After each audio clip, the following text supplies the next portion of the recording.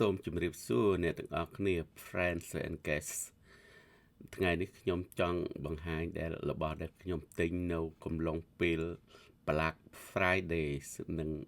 Boxing Day ចុងខែ12គឺខែធ្នូ2025អញ្ចឹងនៅប្រទេសក្រៅគឺរបស់អស់ទាំងនេះនិយាយរួមរបស់ដែលគេចុះថោកចុះពីតម្លៃធម្មតាមកពីតម្លៃតិចដូចជាចុះពី80% 50% ទៅ 90% និយាយរួមពី 20% រហូតដល់ 90% ក្នុងរបស់នីមួយៗអញ្ចឹងខ្ញុំចង់បង្ហាញអ្នកទាំងអស់គ្នាដូច telephone នេះគឺវាចុះថោកដែរ telephone នេះគឺ iPhone ខ្ញុំចង់ទិញយកមកថតរូបថតវីដេអូគឺវាស្អាត iPhone ដូច្នេះខ្ញុំមុននឹងចេញធ្វើដំណើរទៅថតរូបតាមកន្លែងនីមួយតាមខេត្តឬឆ្លងប្រទេសនីមួយខ្ញុំត្រូវមានប្រដាប់ប្រដាគ្រប់គ្រាន់ដូចជា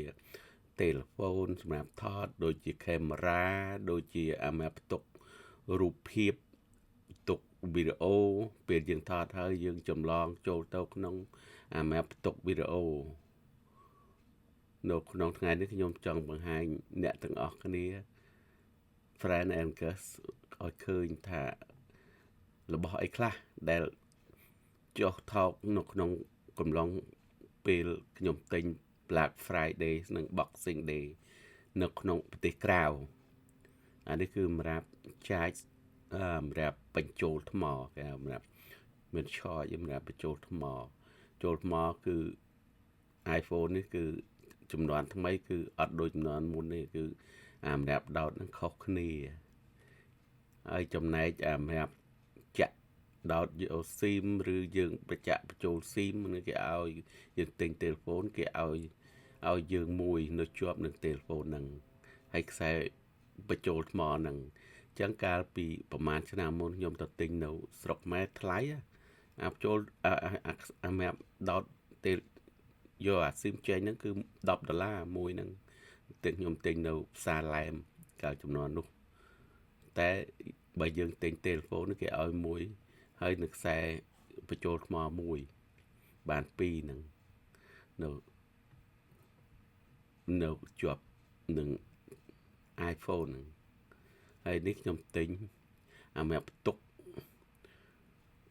រូបភាពនិងផ្ទុកវីដេអូដូច្នេះទិញ2មួយហ្នឹងគឺវាតម្លៃខុសគ្នាបន្តិចតួចអាក្រហមនេះគឺវាមានយើងយកវីដេអូឬយករូបភាពពីកាមេរ៉ាឬពី telephone យើងហ្នឹងគឺអានេះលឿនជាអាខ្មៅប៉ុន្តែអានេះ5 TB ដូច្នេះគឺថា5គេហៅ5 TB អញ្ចឹងផ្ទុករូបភាព picture និងផ្ទុកវីដេអូបានច្រើនតម្លៃវាលឿនតិចហើយតែបើយើងទិញអត់ចុះថោកអានេះថ្លៃខ្ទង់200-300នោះតែយើងទិញពេល Black Friday និង Boxing Day នៅប្រទេសក្រៅគឺវាថោកនិយាយរួមពី25ឬ20%ទៅ 80% កន្លែងខ្លះ 90% តែកន្លែងខ្លះគេឲ្យដោយកន្លែងខ្លះគេឲ្យជាកាតសម្រាប់ចូលទៅ store គេហុចកាតទៅបើយើងទៅបានកាតគេ store នីមួយកន្លែងខ្លះភាគតិចមិន store ទាំងអស់ទេគេ store គេចែកកាតមួយតម្លៃ$20រហូតទៅ$100ដូច store ខ្ញុំទៅនេះគេហៅ store ដែលខ្ញុំទិញនេះគឺគេចែកពី$20ទៅ$100កាតនីមួយអញ្ចឹងគេចែកបើយើងឈរចាំគេដូចជាគេបើកម៉ោង9អញ្ចឹងយើងឡើងចាំគេទៅចាំរៀបជួរទៅដល់គេចែកអ្នកខ្លះបាន$20អ្នកខ្លះបាន$50អ្នកខ្លះបាន$100ក្នុងកាត100ហ្នឹងវាគេដាក់ដល់$100នីមួយពី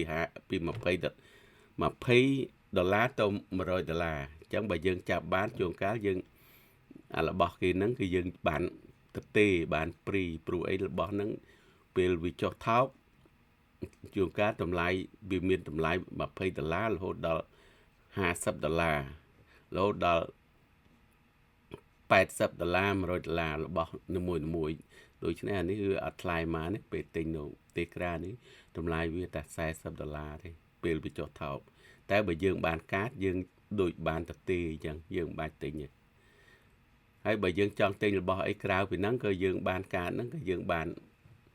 ដែរឲ្យតម្លៃប្រហែលកាតគេហ្នឹងហើយបើយើងខ្វះទិញទួយើងថែមលុយយើងទៅអញ្ចឹងមួយយ៉ាងដែរក្នុងពេល Black Fridays និង Boxing Days នៅប្រទេសក្រៅហ្នឹងខ្ញុំគាត់មកឲ្យអ្នកទាំងអស់គ្នាឃើញហើយខ្ញុំគាត់ប្រាប់នៅរបៀបរបបនៅប្រទេសក្រៅអានេះលឿនជាងអាខ្មៅបន្តិចហើយតែតម្លៃខុសគ្នាបន្តិចតួចអញ្ចឹងអរគុណណាអ្នកទាំងអស់គ្នាដែលខំតាមដានទស្សនាវីដេអូខ្ញុំបាទហើយខ្ញុំនឹងចាប់ផ្ដើមចេញថតវីដេអូក្រោយសូមមេត្តា